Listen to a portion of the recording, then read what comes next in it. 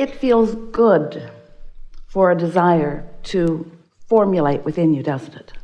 And doesn't it require some living of life for that to happen? Isn't it often about contrast that helps you to focus your desire? And is the desire a good thing to have come about? And so is the process that brought it about a good thing too? So in the spirit of, you cannot have a happy ending to an unhappy journey. Do you have the ability to make the contrast that has helped you come to a decision or come to a desire? Do you have the willingness to appreciate the very contrast that helped you with your clarity? Because if you can appreciate your contrast that brought you to this new, clearer place, rather than condemn the contrast that harassed you into the new decision, you can go a long way to lining up the vibration within you. And by the time that this gathering comes to a close today, it is our desire that you will understand more clearly than ever before that that really is what it is all about for you. It's about you getting your energy into alignment. Your energy can't be split. You can't want something and doubt it and get it. And even more, you can't want something and doubt it and feel good either. And if you're not feeling good, you're not going to get what you want. So if you want something and doubt it and you feel bad, you have a different trajectory than the one that you want.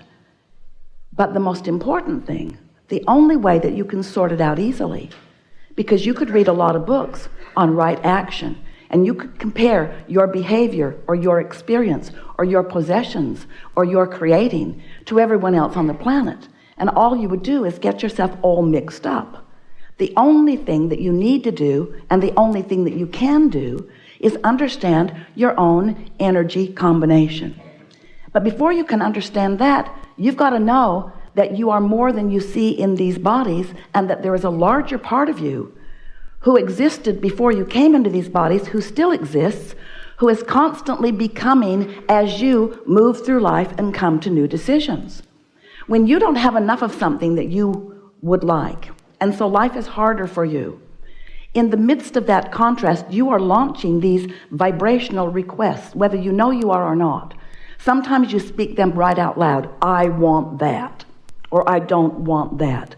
But the majority of your requests that you make all day, every day, and have been from the moment that you came into this physical body, the majority of those requests are vibrational launchings. They are intentionality. You know how your pets, these lovely beasts that sometimes you get to spend time with, you know how they don't talk, but you know that they still have desire. If you have the privilege of being up close to some of them, you can tell that they have intentionality. And whether they or you ever speak a word, you are all living life and you are all launching rockets. And the larger part of you is riding that rocket and becoming the vibrational equivalent of that in full fashion.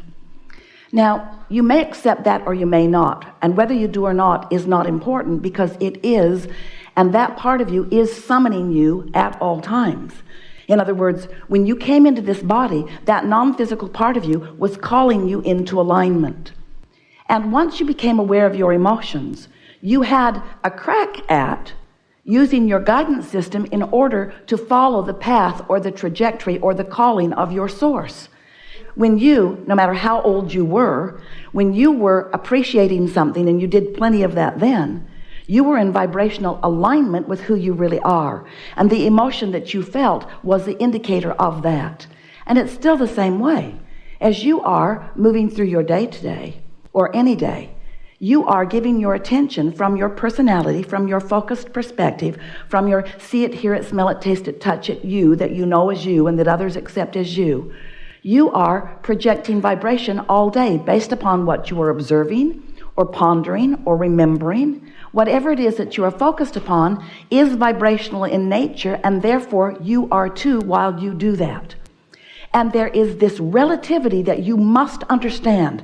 There is this relationship that you must understand. And it's the relationship between who you were before you were born, who has been evolving ever since you've been in this body, and who stands as a viable point of attraction.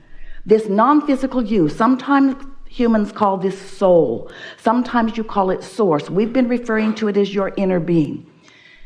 But whether you recognize it or not, whether you know it or not, whether you acknowledge it or not, or whether you accept it or not, this is a vibrational aspect of you that is dominant and projecting a vibration. And it's a vibration that is so powerful that when you sync up with it, you flow in a feeling of appreciation or love or passion. You are radiating who you really are when you're in vibrational harmony with it.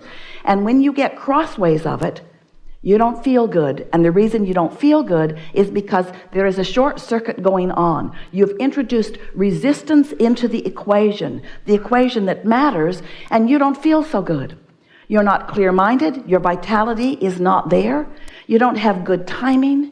You don't feel happy. In other words, when you are not in sync with who you are, you don't feel good. And it's so interesting because, we love you so much. You know what's coming next.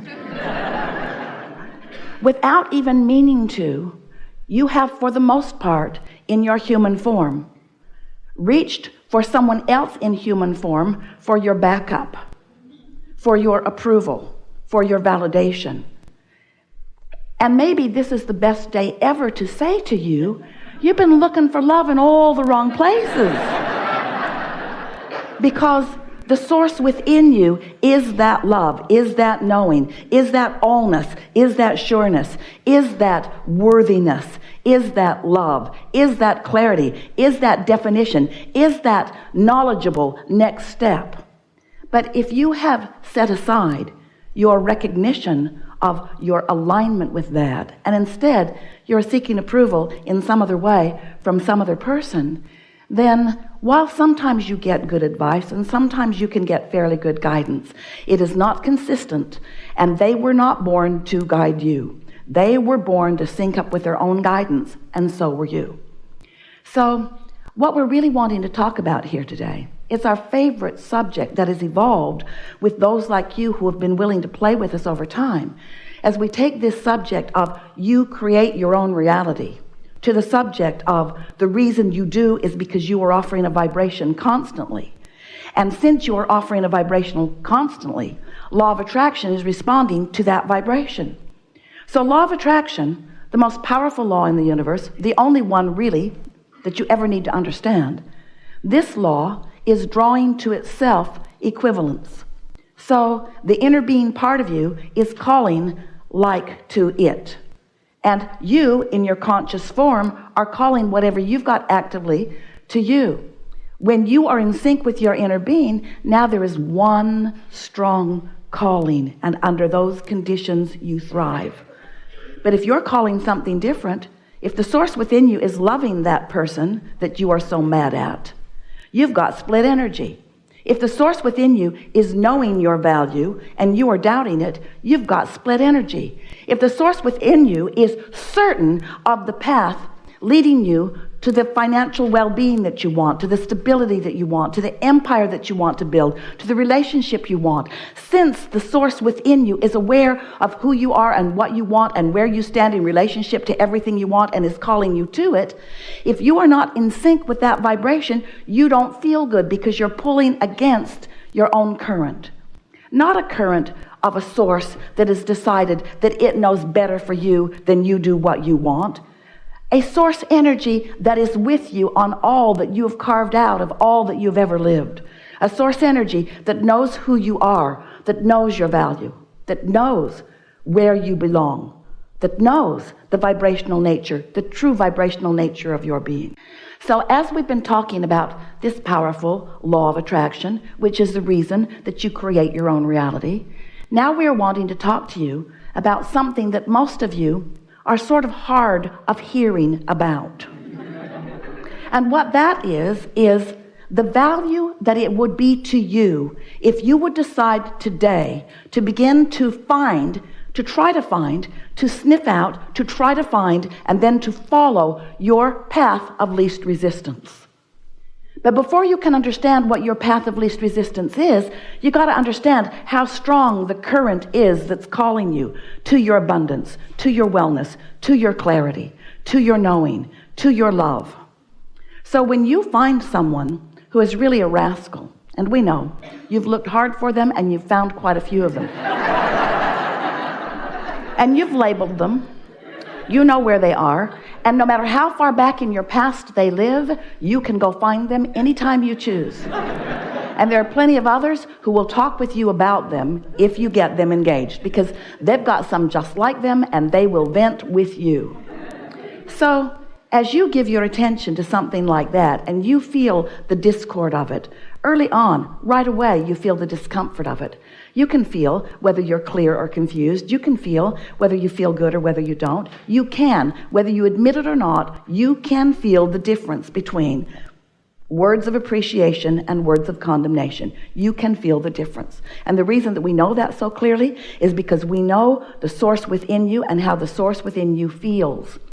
You see, the source within you, your inner being, Abraham, whatever you want to call this non-physical cadre who has your back, who is aware of you, we are not threatened by anything because we understand the laws of the universe. We know that you create your own reality, and we know that we do too.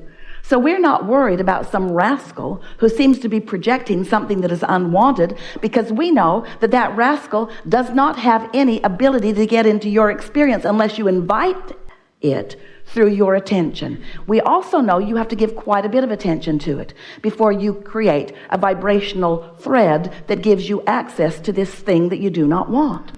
So since there is no assertion in this law-based universe that is based on attraction, since there is no assertion, no one is coming after you.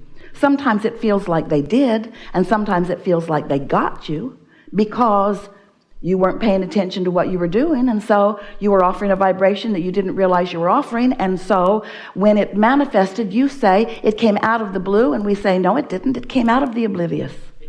It came out of the unaware. It came out of the offering a pattern of vibration for a period of time, for a long enough period of time that you started at a point of attraction, and you were unaware of the point of attraction, usually because it feels so normal, or maybe even so normal, or maybe even so normal. And so you've got this sort of normal feeling, so you're not aware of it until it manifests. So it's like this. You've got a trajectory or a path of least resistance, and when you deviate from it, you can feel it in the early stages. It feels like negative emotion.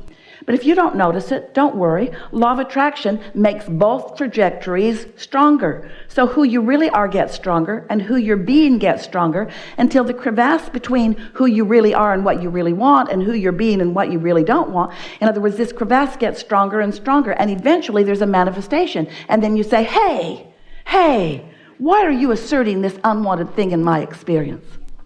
So Esther has been so eager, just lapping up this business of path of least resistance. She's decided to give herself permission to do what feels best to her. And she's decided not to try so hard to get everybody else to affirm with her that it is the right thing to do. In other words, would you please validate me and confirm with me that this decision that I've made is the best for everybody? That's not how it works. You can't decide for everybody. You can only decide for yourself, you see. So Esther's been listening to us. She listens to us. She can't hear us as clearly as you do under these conditions, but afterward, she listens to every word we speak, sometimes many times, as she's processing recordings and listening. So Esther is listening to what we're saying about path of least resistance, and she's beginning to feel stronger and clearer and more ready to serve herself, more ready to do the things that feel best to her, and more willing to not try so hard to figure out how everybody else is going to feel about the thing that she's decided, because when she tries to figure out what you or anyone thinks about what she's decided, then she introduces resistance to her path, and then she doesn't have clarity, and then she wants to blame you or whoever it is. So she made a few decisions recently, sort of tiptoeing down the path of least resistance. Oh, that feels good. Oh, yeah, that feels good. Oh, that really feels good. Oh, I really think I'm on the path.